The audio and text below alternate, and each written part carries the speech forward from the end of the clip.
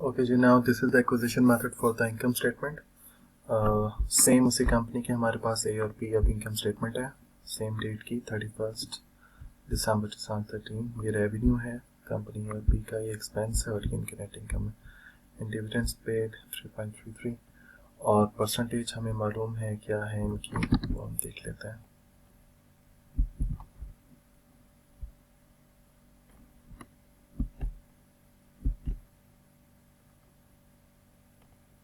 (83.33% acquire किया था। ठीक है जी, ओके।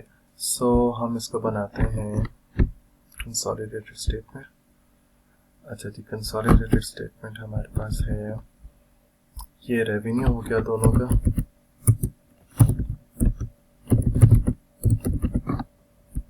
और फिर हमने इसमें सेलेक्ट करना है ये एक्सपेंस। सो रेवेन्यू दोनों का है जी हमारे पास 70 + 30 1 लाख और एक्सपेंस 20 20 40 हो गया जी। सो रेवेन्यू टोटल हो गया 1 लाख और एक्सपेंस हो गया 40,000।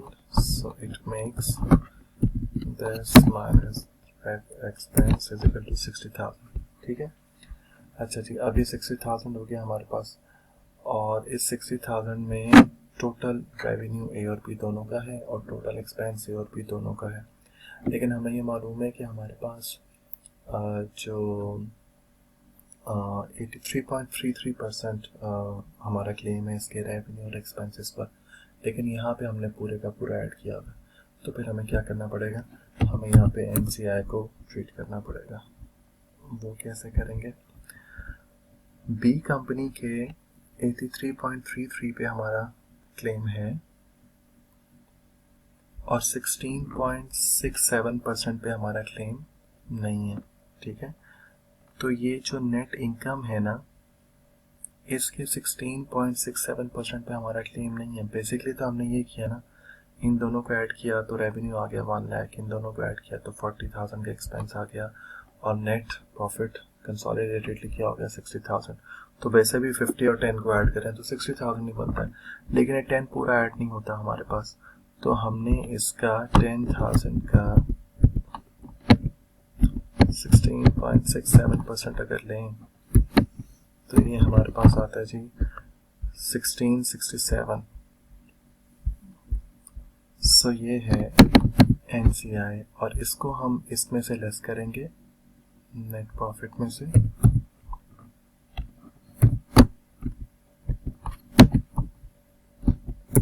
सो इसको हम कहेंगे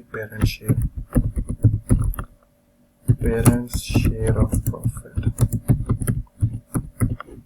right. This is parents share of profit.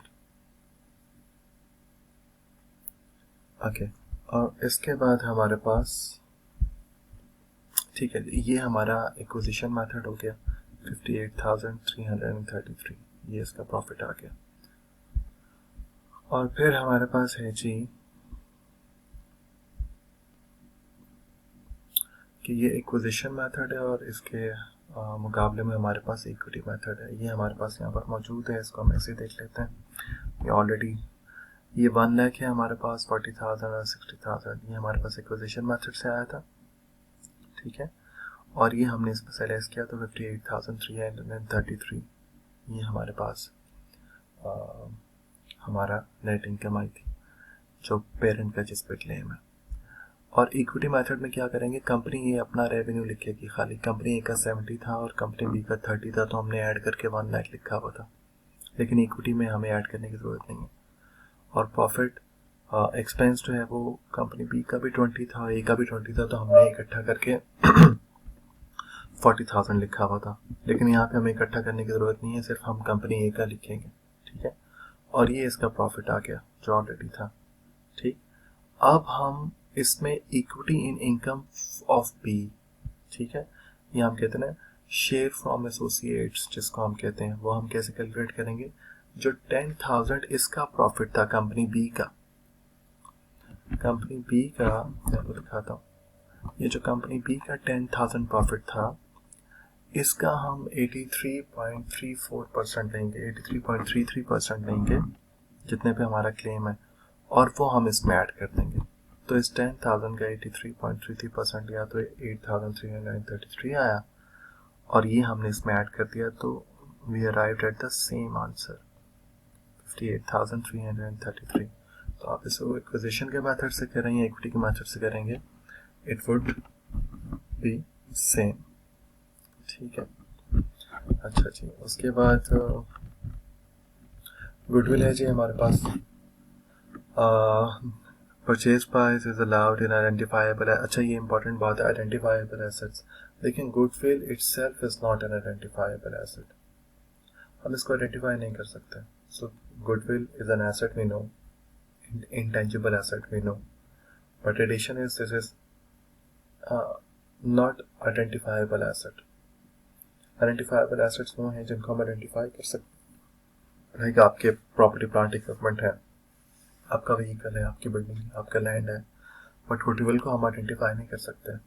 तो पहली बात तो ये है कि परचेज प्राइस हम उसी के अपने पास लिख सकते हैं जिसको हम आइडेंटिफाई कर सकते हैं, राइट। दूसरी बात ये है कि एनी रिमाइंडर इज गुडविल। तो कोई भी आइडेंटिफाइबल एसेट जिसकी परचेज प्राइस आपने पे की और परचेज प्राइस आपने उसकी बुक वैल्यू से ज़्यादा पे की है, ठीक है, तो फिर आप यानी कि उसकी मार्केट वैल्यू से ज़्यादा आपने पे की है, तो जितनी ज़्यादा पे की है उसको हम कहते हैं गुडविल।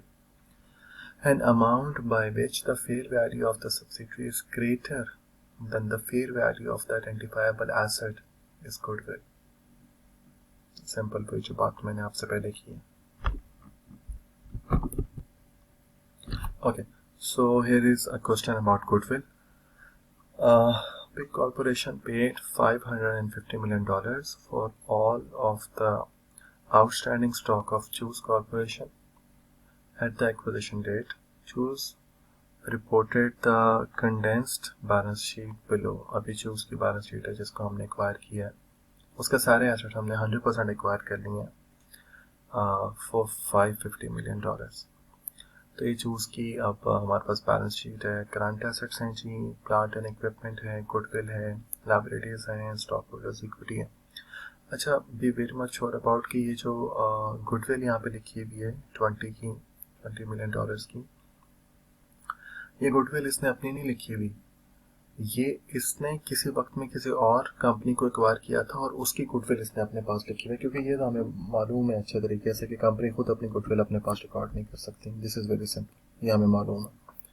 तो यहाँ पे चूज़ के पास जो $20 million की गुडविल लिखी हुई है, ये इसकी अपनी नहीं है, ये इसने जब किसी और कंपनी को एक्वायर किया था तो उसकी गुडविल अपने पास लिखी हुई है।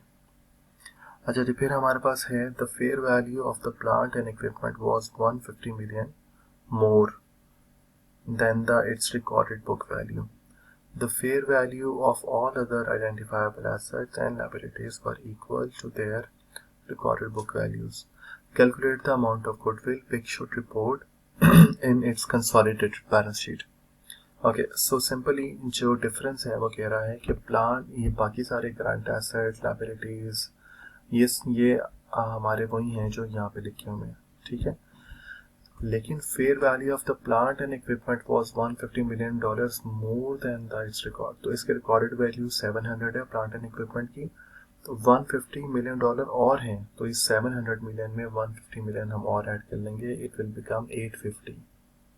बाकी ये सेम रहेगा, ये भी सेम रहेगा, ठीक है। सो हम अपने पास इसको बना लेते हैं। ये है जी हमारे पास, ओके। सो मैं इसको क्विकली यहाँ पे ड्रॉ कर लेता हूँ ताकि आसानी रहे। Current asset, plant, equipment, goodwill, liabilities. Okay जी, we have current asset, plant and equipment, goodwill, liabilities and equity. Okay, so ये हमारे पास 3720 350 3720 350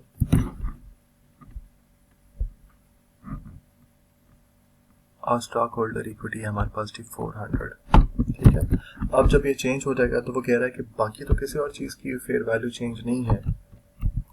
करंट एसेट 30 के हैं तो 30 हैं, गुडविल मैंने कहा आइडेंटिफाइबल एसेट्स को सिर्फ हम करते हैं, और किसी ये जो कि आइडेंटिफाइबल एसेट नहीं है लिहाजा इसको हम कंसिडर करेंगे 0। लायबिलिटी उसने कहा जितनी है उतनी है। और ये जो 700 का property and plant and equipment है, didn't mention about property. If this is plant and equipment, तो 700 है तो 150 और इसमें ऐड होगा तो ये हमारे पास 850 आएगा। ठीक है, ये जो लाइन यहाँ पे लिखी हुई है इसके अकॉर्डिंगली ये the fair value of plant equipment was 150 million more than its recorded values। ठीक है, तो हम इसको यहाँ पर 850 आ गया। और अब जो इक्विटी है, इक्विटी अब हमें जब एसेट चेंज हो गए तो जाहिर बात है इक्विटी की वैल्यू भी चेंज हो जाएगी, क्योंकि फॉर्मूला हमें पता है asset minus liability is equal to equity. तो ये 830 प्लस 850 870 माइनस 350, सो 870 माइनस 350, तो हमारे पास जो 880 है, 850 एंड ये 30, सो 880 माइनस 350, सो हमारे पास 530 वैल्यू आ रही है इक्विटी की। तो ये अब हमने खुद से कैलकुलेट हमें करनी पड़ेगी, ये जो चेंजेस आए हैं उसके अकॉर्डिंगली। ठीक है, अच्छा अब हम अकॉर्डिंगली इसको देख लेते हैं जी। हमारे पास जो हमने पे किया है वो कितना है और जो इक्विटी हमारे पास आ रही है वो कितनी है। हमने पे किया है 550 मिलियन डॉलर्स,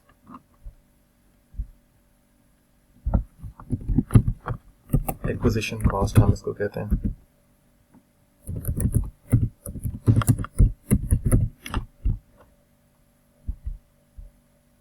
और जितने के एसेट हमारे पास आ रहे हैं वो कितने हैं जी?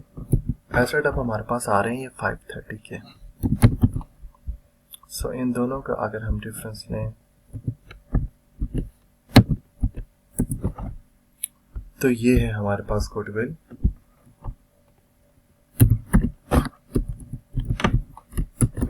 $20 मिलियन की।